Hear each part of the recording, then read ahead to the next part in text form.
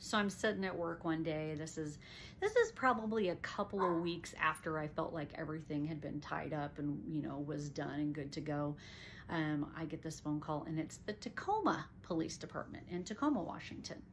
And they were like, is this so and so? And I'm like, yeah. And he's like, well, I've just been reading up on some information, and it looks like your car was used in an armed robbery. And I was like, excuse me, what? Like, my car is here. Like, I don't live in Tacoma, I live in Portland.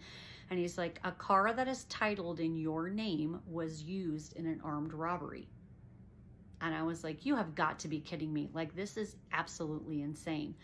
And he was like, and when I pull up your information in the Oregon system, the getaway driver matches your description. And I was just like, no freaking way. No freaking way. So I have to sit on the phone with this officer from Tacoma, and I have to tell him the whole story about this girl who stole my identity and got arrested and used my driver's license and all these things, right?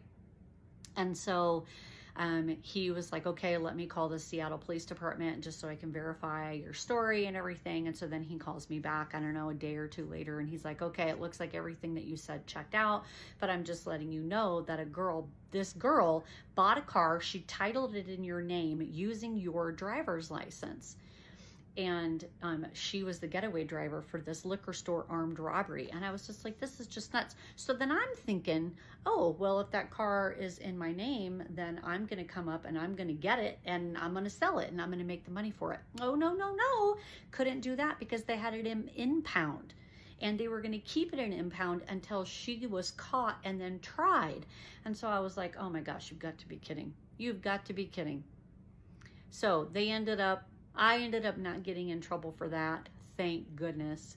But the whole thing overall was such a nightmare. And it just goes to show you, like, first of all, there's some pretty shitty people out there, which really sucks. But at the same time, like, you have to be so careful about anything to do with your identity. It really just doesn't take much. And even though this was a long time ago, like 30 years ago, this shit still happens now. So, like, keep your stuff under lock and key. And I also think our system needs to be better about targeting your stuff or like labeling your stuff in some way. Like, I had filled out a police report when my purse got stolen. Like, they should have somehow like flagged my license or something, because then all of this would have been avoided. But anyhow, that's the story of my identity getting stolen. I hope you've enjoyed it.